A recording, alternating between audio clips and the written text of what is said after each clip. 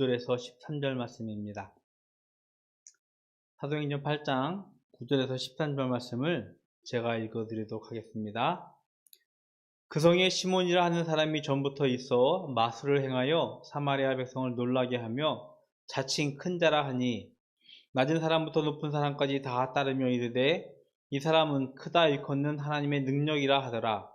오랫동안 그 마술에 놀랐으므로 그들이 따르더니 빌립이 하나님 나라와 및 예수 그리스도의 이름에 관하여 전도함을 그들이 믿고 남녀가 다 세례를 받으니 시몬도 믿고 세례를 받은 후에 전심으로 빌립을 따라다니며 그 나타나는 표적과 큰 능력을 보고 놀라니라. 아멘.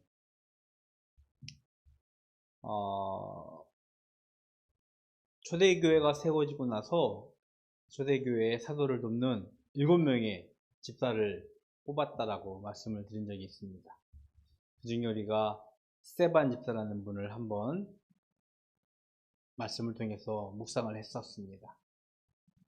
오늘 성경에 나오는 빌립이라는 사람은 그 7집사 중에 한 명인 또 다른 집사님입니다. 유대인들이 예루살렘의 교회를 박해합니다. 그러자 예루살렘에 있었던 교인들이, 성도들이 그곳을 좀 떠나게 되어지죠. 빌립도 마찬가지로 그 박해를 피해서 예루살렘을 떠나게 되어집니다. 그리고 그는 사마리아에 가게 되어집니다. 이미 예수님의 말씀 가운데서 사마리아라는 지역이 소개되어지고 있어요. 이스라엘 땅 안에 있지만 이스라엘 사람들은 이 사마리아 지방의 사람들을 되게 멸시했어요. 그리고 홀대했어요. 그리고 그들을 천대했습니다. 그들이 이방 민족과 결혼하여서 낳은 후손이기 때문에 우리 순수 유대인과는 다르다. 너네들은 조금 우리보다 안 좋은 사람이다 라고 멸시하면서 사마리아 사람들을 조금 홀대했던 이스라엘의 역사가 있습니다.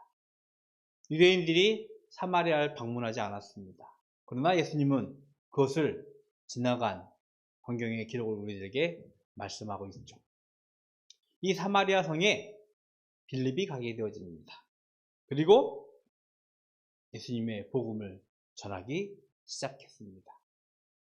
예수님은 제자들에게 그리고 교회를 향하여서 말씀하셨어요. 내가 하늘에 올라갑니다. 그러면 너희들은 예루살렘과 온 유대와 사마리아와 땅끝까지 이르러 내 증인이 되라. 즉 예수 그리스도의 복음을 전파하라.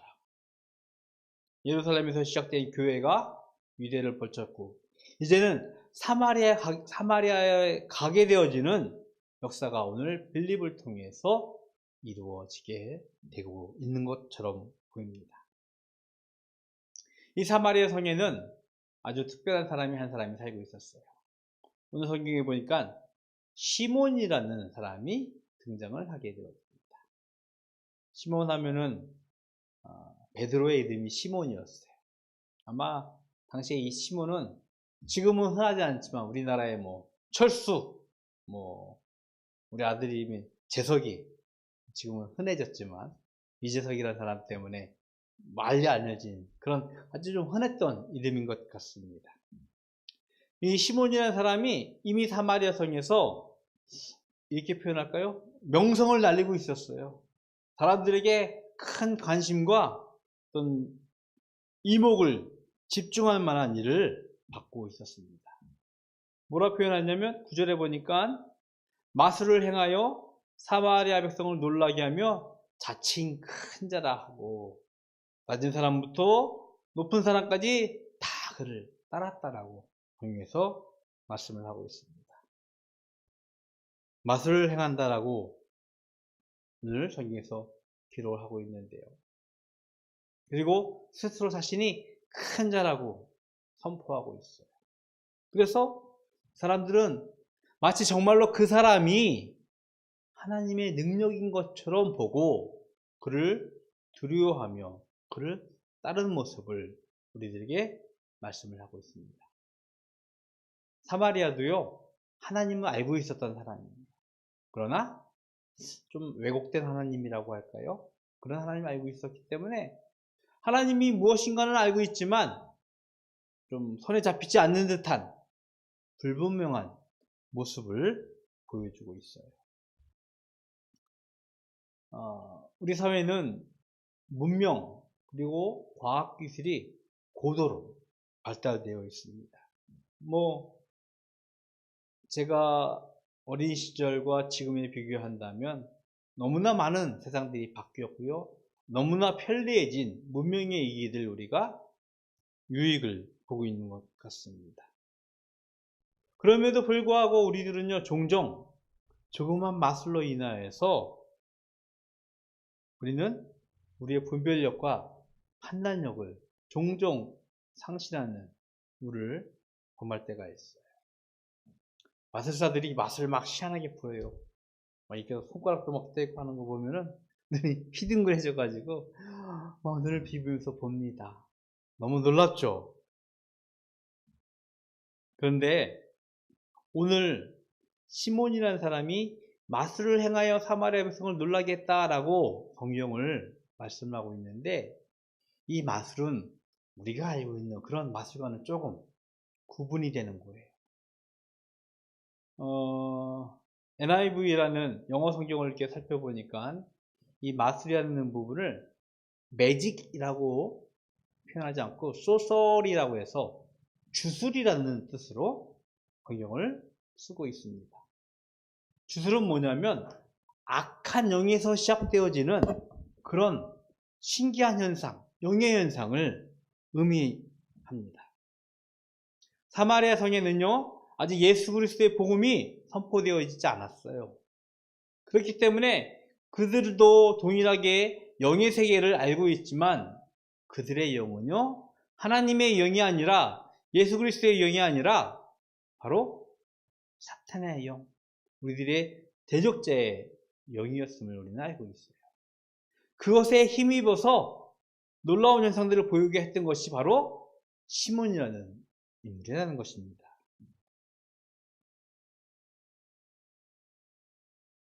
문명과 과학기술이 발달했다고 해도 우리의 영의 세계는 여전히 존재합니다. 우리는 가끔 무속인들이 보여주는 어떤 신기한 현상들에 대해서 놀랄 때가 있어요. 전혀 부정되지 않습니다. 근데 이 무속인들이 하고 있는 주술로부터 우리는 신기한 경험을 하게 되어지고, 말씀드린 대로 우리의 이성과 지성이 마비되어져서 분별력과 판단력을 상실하고, 그 무속인들이 보여주는 주술, 그들의 어떤 매직, 그런 마술 같은 것을 보면서 여전히 우리가 영향력을 잊고 있다는 사실을 우리는 기억해야 할 것입니다. 그런데요, 저는 이 말씀을 준비해 보면서 좀 더 위험한 것 하나를 생각해 보았습니다. 물론 눈에 보이지 않는 영의 세계가 우리에게 어떤 영향력을 준다고 생각하면서 그것을 경계하기도 하지만, 어찌 보면 눈에 보이는 정치 혹은 경제, 그런 것에 가지고 있는 힘이 우리 삶에 절대적인 영향을 끼친다는 것을 우리는 알고 있으면서도 그것을 잘 깨닫지 못하면서 받아들일 때가 있습니다. 종종 정치 경제는요, 우리는 무조건적인 맹신에 빠뜨리게 하면서 우리의 모든 분별력, 판단력을 흐리게 하고 있어요. 마침 우리는 2022년 대통령 선거를 우리는 이렇게 준비하고 있습니다. 그런데 지금 대통령 선거의 주요 후보들이 나온 모습을 이렇게 가만히 보면서 우리가 가지고 있는 지성, 이성을 가지고 논리적이거나 혹은 합리적인 방법으로 그들을 보고 분별하고 판단하고 있는가라고 질문을 해보면 그렇게 긍정적이지는 않아요. 후보들이 가지고 있는 자질 문제, 과거의 경력 문제 가만히 보면은 분명히 일반인이라면은 굉장히 치명적이에요. 그런데도 불구하고 우리는 그들이 우리의 지도자가 되어야 된다라고 지성, 이성, 합리 다 내버려두고 그냥 생각하고 맹신하는 우리들의 모습을 보게 되어집니다. 시몬의 주술처럼 그가 가지고 있는 힘을 가지고 강력하게 영향력을 끼칠 때 어찌 보면 사마리아 사람들이 그를 큰 자라고 생각하고 그를 하나님의 능력이라고 생각하고 그를 따르는 것처럼 우리도 그렇지 아니한가 라는 의구심을 갖게 되어집니다. 그 상황에 있는 사마리아 성에 빌립이 가서 하나님 나라와 예수 그리스도의 복음을 전하게 되어집니다. 바로 하나님의 말씀, 예수 그리스도의 복음은 사마리아에 있는 전체에 있는 모든 사람들에게 영향력을 끼치고 그들이 그 복음을 듣고 믿게 합니다. 그리고 그들은 그 말씀에 따라서 세례를 받게 되어지죠. 이에 시몬이요, 어떻게 표현할까요? 어라?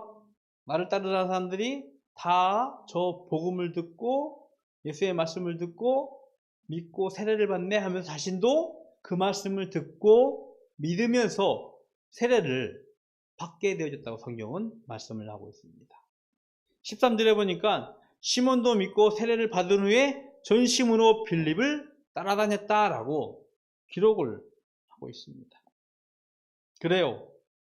시몬도 그 복음을 들었어요. 그 복음을 믿었어요. 그리고 세례를 받았어요. 그리고 전심으로 그 빌립을 따라다니면서 어찌 보면 복음 사역하는 길에 동참했던 인물로 보여주고 있어요. 보니까 나타나는 표적과 큰 능력을 보고 놀랐다라고 성경은 말씀을 하고 있습니다.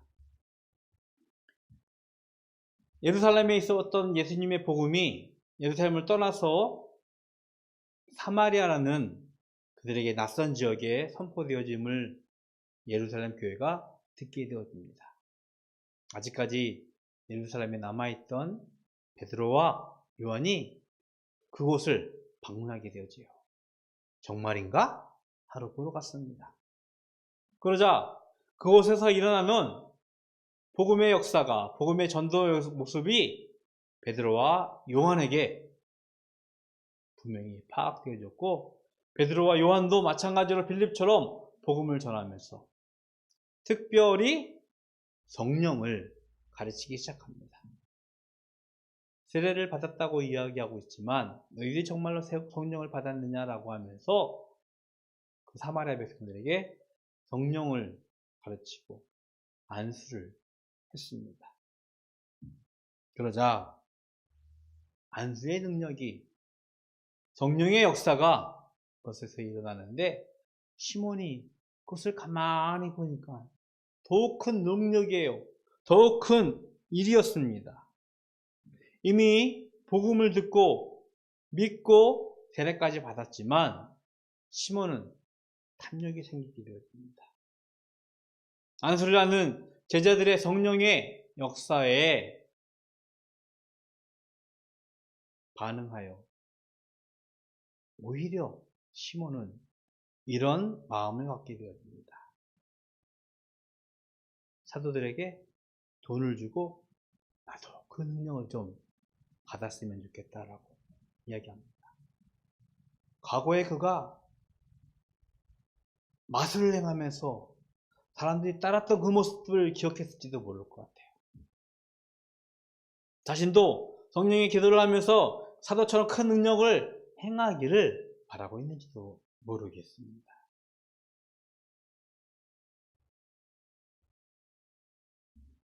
예수님을 믿는다고, 교회를 다닌다고 하는 많은 그리스도인들이요, 많은 기독인들이요, 자신의 삶의 절대적인 역량, 가장 중요한 역량력이 무엇인지를 답하라고 한다면, 글쎄요, 정말 과연 복음이, 하나님의 말씀이 나의 삶을 인도한다라고 대답할 수 있는 사람이 얼마나 될까라는 질문을 하게 되어집니다. 코로나19, 이 전염병 때문에 많은 교인들은요, 성도들은요, 주일 예배를 드리는 것부터 좀 자유를 얻었어요. 분명히 저는 그런 기억이 납니다. 예배를 텔레비로 드리는 것, 모니터로 드리는 것, 컴퓨터로 드리는 것 인정하지 않았었던 기억이 나요. 왜? 교회는요, 이렇게 같이 더불어 모여서 예배 드리는 예배 공동체이기 때문에. 그러나 어떤 사회의 구성원으로서의 우리 사회가 좀 안전하기 위해서 온라인 예배를 좀 우리가 인정하게 되어지고, 영상 예배를 기꺼이 허락하는 모습을 교회들이 가졌어요. 그러다 보니까 이 교인들이 좀 자유를 얻었어요. 주일 예배 굳이 예배당에 안 나가도 된다. 컴퓨터로, 온라인으로, 텔레비로 보는 것, 많은 사람들이 자유를 갖게 되어지는데,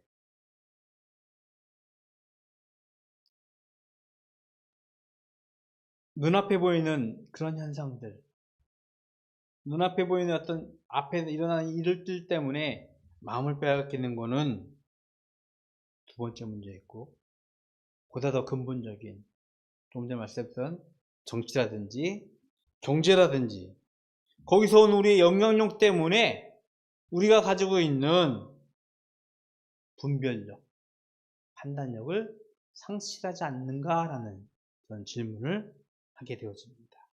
아니, 이미 상실하지 않았을까라는 평가를 우리는 받고 있다고 생각합니다. 교회가요, 가끔은, 종종 정치의 힘에 막 휘둘리고 있어요.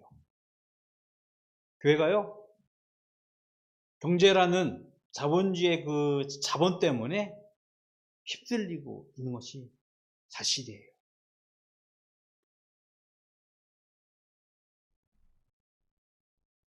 정치적인 큰 행사 때마다 교회건, 불교건 많이 이끌려서 도구가 되어지기도 하고, 우리가 정말로 바라고 나아가야 할 말씀과는 좀 동떨어진 모습으로 살아가는 모습을 우리는 종종 보게 되어집니다. 심지어 오늘 성경에서 등장하고 있는 시몬처럼 돈으로 하나님의 복음, 교회의 어떤 정체성까지도 사고 팔고자 하는 그런 유혹, 그런 어떤 상황으로 내몰리고 있다라는 우리의 현실을 저희들은 직시할 수밖에 없습니다. 베드로는요, 시몬의 요청에 단호히 거절합니다. 그리고 경고합니다. 너의 그 악한 행실, 너의 그 악한 마음 탐욕, 너의 돈과 함께, 너의 은과 함께 망할 것이다. 하나님은 우리의 마음을 아시는 분이에요.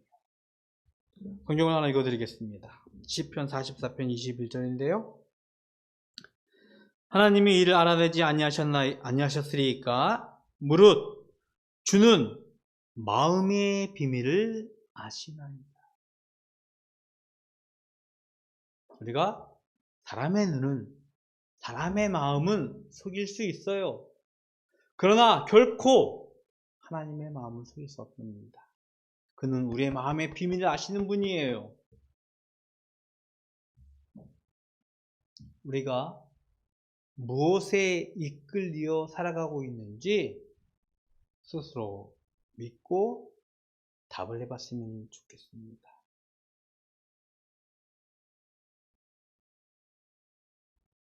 예수님의 말씀은요, 예수님의 복음은요, 우리의 마음을 변화시킵니다. 그리고 우리의 삶의 주인이 되기를 원하고 계십니다. 마술사 시몬은요, 성경에서 나오는 한 인물이 아닙니다.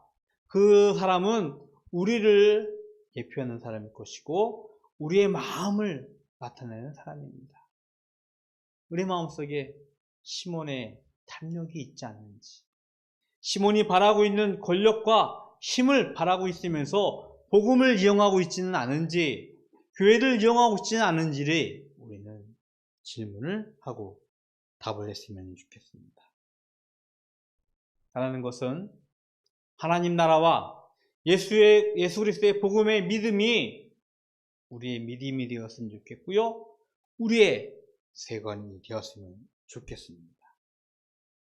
우리가 예수님을 따르는 것, 하나님을 따르는 것은요, 우리의 신뢰를 위해서, 우리의 유익을 위해서 따르는 것이 아니라 우리가 믿는 사람이기에 믿음의 길을 걸어가는 삶의 과정인 것이 우리는 바로 고백할 줄로 믿습니다.